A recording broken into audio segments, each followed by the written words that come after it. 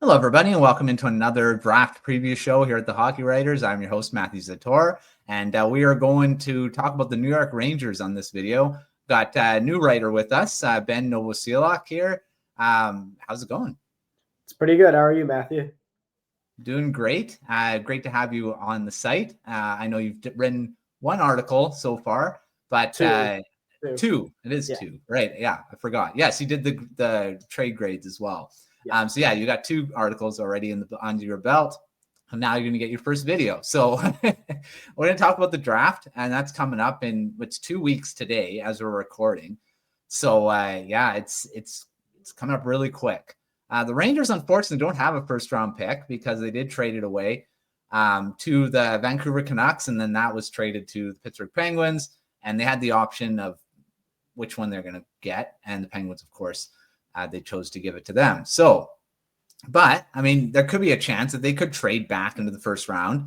But before we talk about that, let's talk about your overall draft strategy for the Rangers. I mean, they're still a pretty strong team. They got some, I don't know if high-end prospects, but some of the mid-range guys that could potentially make a difference. But the prospect pool, I would say, is probably about mid-range right now. I mean, they have been a contending team for quite a while. Lots of veteran leadership. It's actually not a bad team if you still look at it. They did win the President's Trophy last season, but they're in a bit of a transition period maybe. But what do you think they're going to this draft looking at? I mean, I looked at the Rangers roster and I saw some gaping holes on left wing and left D.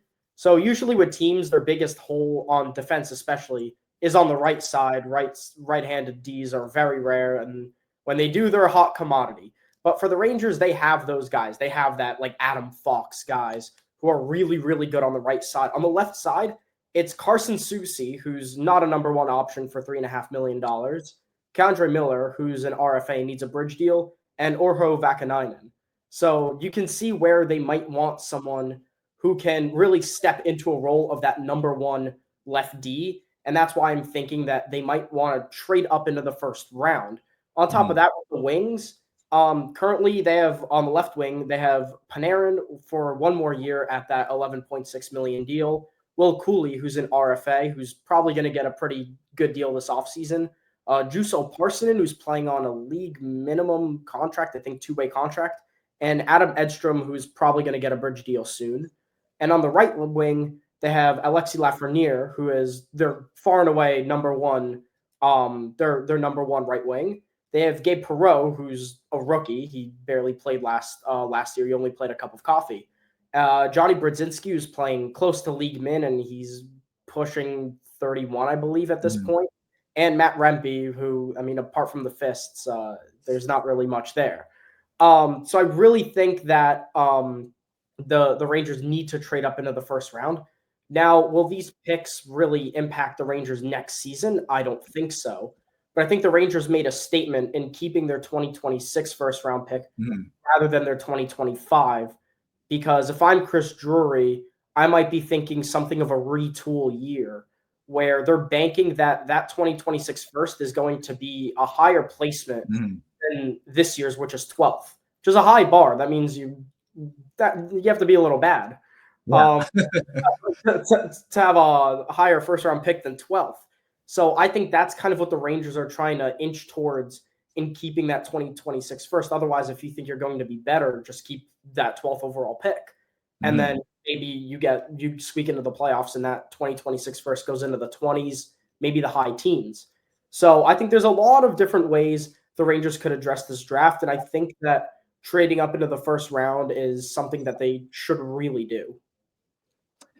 For sure. I mean, yeah, you make a good point with that, with the 12th overall pick. If they think that they were going to be a good team next year, maybe make the playoffs, that 2026 first is going to be in the 20s, most likely. And, this is there's debate about how strong this draft is, the overall class. I mean, the first round has quite a few good players. When you get into the second round, maybe it drops off a bit, but there's still a lot of good talent here, especially in that 12th range. So, I mean, it's kind of interesting that they chose to take that 2026 over this one. They must think they're not going to be very good next season, or have something in the in the works where you're going to trade into the first round. They already traded Chris Kreider to the Anaheim Ducks. They got a pick, but it wasn't a high pick. Yep. And of course, Kerry Terrance, who is a pretty solid prospect coming in. So they kind of boosted their prospect pool a little bit with his acquisition. But yeah, I do agree. I think they should maybe look at getting back into that first round, even if it is a lower first round pick. At least you're getting in there. So let's turn to that. If that does actually happen, we'll talk about potential what you think a trade could look like later on. But what about targets that you're looking at in the first round?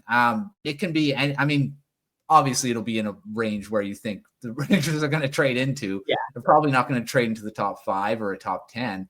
But who do you have your eye on there? I mean, I think that the Rangers are going to trade up somewhere in a playoff position first round pick. So I'm thinking between 18 and 30 maybe. I think that's a really good spot for them because they have 1 second, 2/3, and then after that, like they didn't like fourth to seventh round picks don't have as much value. Mm-hmm. So it's what can you trade up for with the draft capital that you currently have, which is not that much.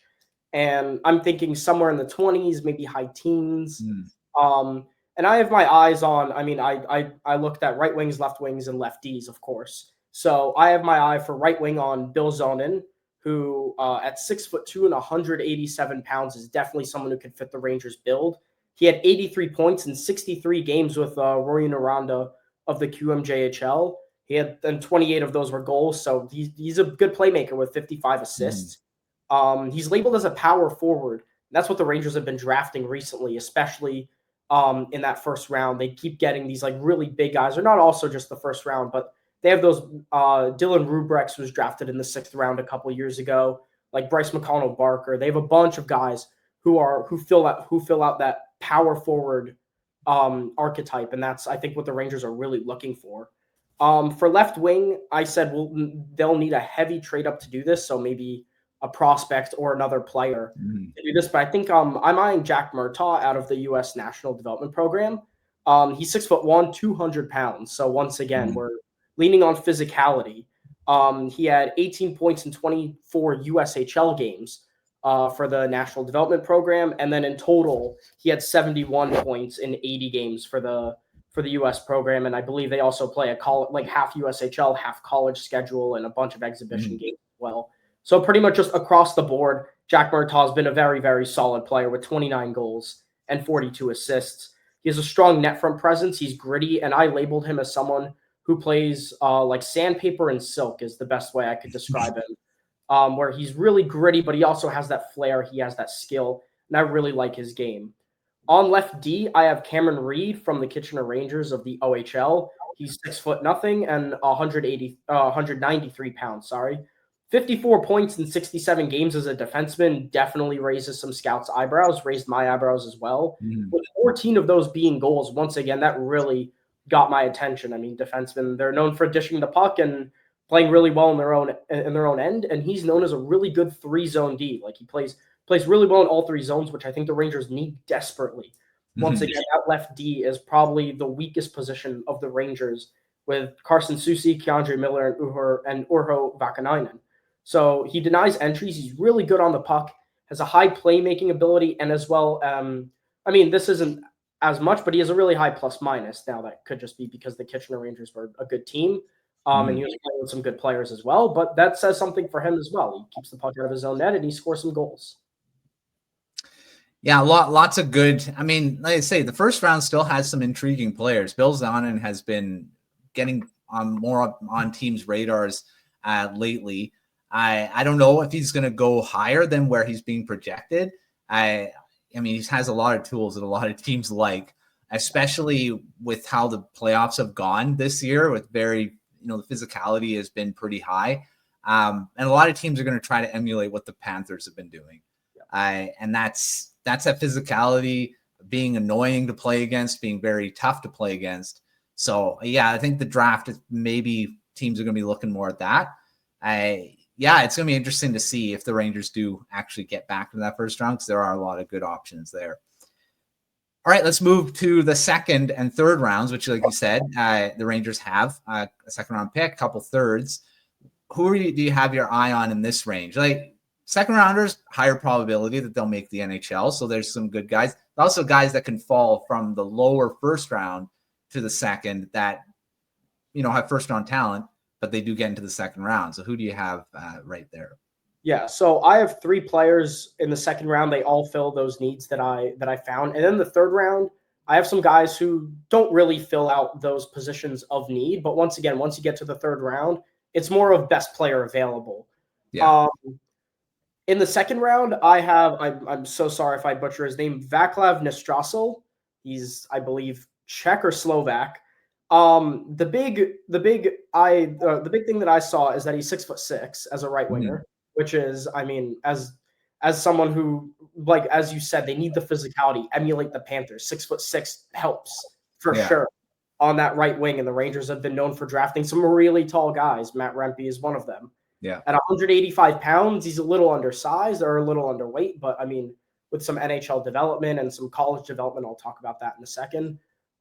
He can definitely get that bumped up to 200, 210. He could flirt with 220. 42 points in 61 USHL games with Muskegon Lumberjacks. That's pretty good production in the USHL. It's not an overly high scoring league. You don't really see that many point per game players in the USHL. 19 goals, 23 assists, and once again with that physicality, he has 51 penalty minutes. Big hits, he's really noticeable without the puck as well. He's a really high motor, and he's a UMass commit for the 2026-2027 season. So a couple seasons down the line, he'll be playing university hockey out in Amherst. Next one is a Russian, Kurban Limatov. He's 6'4", 190 pounds, and he's a left D. So once again, we're thinking big and heavy. He had 0 points in one KHL game with Dynamo Moskva out in Russia. But once again, if you're a Russian prospect, you don't really get into too many KHL games. So don't really read into that. And as a defenseman, 23 points in 46 MHL games for MHK Dynamo Moskva.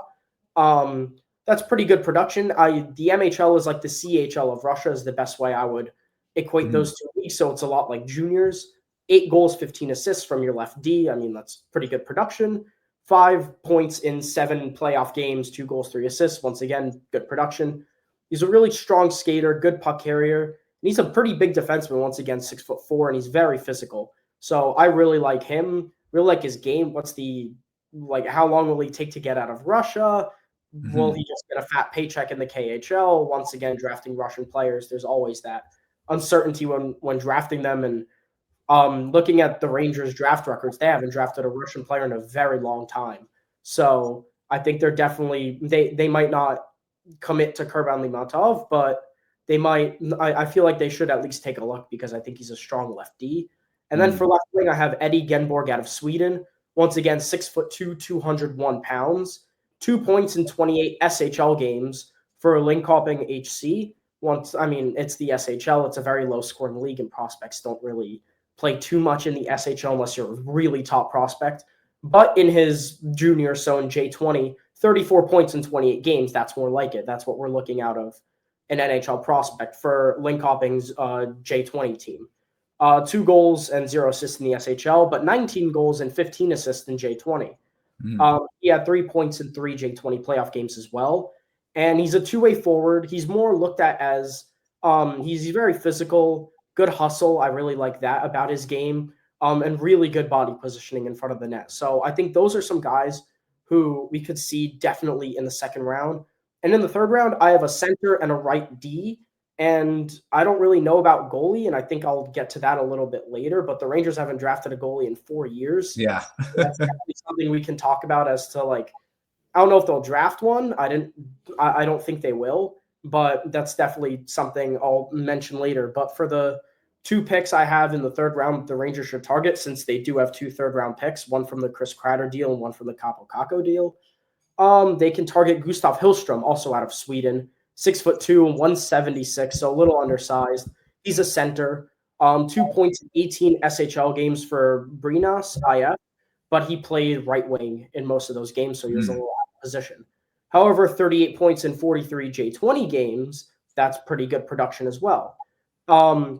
He had 2 points in 5 J20 playoff games on top of that, and he's more looked at as a raw talent project that prospect, but he's really good at defense and a limited offensive game. So I think that's definitely someone you can take a flyer on in the third round. And for right D, I have Quinn Beauchesne, I think. He's 6'0", 187. Played for Guelph. He had 24 points in 49 OHL games. So maybe had injury. I couldn't find anything on that, but 49 OHL games is a little more than 2/3 of the season. 6 goals, 18 assists, 4 points in 7 World Junior games, U18 World Juniors for Team Canada. That's something I really liked about his statistics. And what I mentioned is he's a good skater. That's what he's known as. That's what scouts have been preaching. He's fantastic at skating. And I think, once again, that's someone you could definitely take a flyer on in the third round. Yeah, I mean, once you get down, like you said, the third round, you're not really looking at maybe filling needs. You're just trying to get maybe just throwing darts at the board and see if it hits anything. And those two guys definitely are worthy of that, of getting picked. I know Nestor Sill's been mentioned a few times as being a guy that a lot of teams have been looking at. I know in our Ottawa Senators preview, Dayton did mention him as well for the Sens. So he's definitely a guy that's been on teams' radars. So it'll be interesting to see where he goes. Maybe even talk about maybe the late first round. So we'll see where that. I mean, he has had a really good season. Yeah, so it's going to be fun to see once you get into the deeper into the draft. They say the later rounds, it's really that hit or miss. You just kind of look for talent and high upside and hope that they do hit. So we'll see where that goes. All right, let's go to potential trades. Like you said, Rangers could maybe move up into the first round. What do you think that looks like? Is it picks, packaging a second, or are you looking bigger? I know there's been talk about some of the bigger plays, right? Like I said, traded Kreider already. Do you see a Zibanejad trade coming maybe? I know he's got the no trade clause, no movement. It's kind of a bit difficult to trade him. Yep. I don't know if that. Of course, Keandre Miller's been in the rumors as well, being maybe a trade chip. Do you see any of those guys getting traded, or do you think it's just going to be straight picks? I think it could be picks and prospects is what I'm more leaning towards. I don't think they can trade Zibanejad. They tried earlier in the season. Yeah. It didn't work. He's not going to move his no trade clause. Everyone loves him in New York. Everyone loved Kreider, but I mean, like, decisions have to be made. It's a ruthless industry. I'm going to say that. So anything can happen. Keandre Miller, I mean, I really like his game. I understand why he gets criticism. He's not great in his own end, but I mean, as an RFA, there's not much value as someone who first needs a qualifying offer and then needs a deal. There's not much value there because Miller just doesn't have to could not be qualified, and then he just decides to sign with another team, and then you lose him for nothing. So it's just trading his rights. So I think maybe a prospect I'm looking. Depending on where they want to trade up, if they want to trade up in maybe between 25 and 32, I'm going to just say like a second round pick, a third round pick, and a sixth. I think that might be able to do it. But if they want to trade up for someone like Jack Murtaugh, who's ranked a little high, I think high teens, maybe mid to high teens, they're going to have to give up a prospect. And I have my eye on like Bryce McConnell-Barker. Dylan Rubrek is someone as a sixth round pick. He put up 30 points in the AHL. I think that's someone who has a lot of value and a lot of potential. Adam Sikora as well, and Drew Fortescue, who's currently playing in Boston College. So I think one of those prospects could definitely be involved in a deal. In terms of a player, I mean, it could be anyone. Really. At this point, I don't know. I didn't even expect Chris Kreider to get traded. Yeah. It's something that came out of nowhere for me. I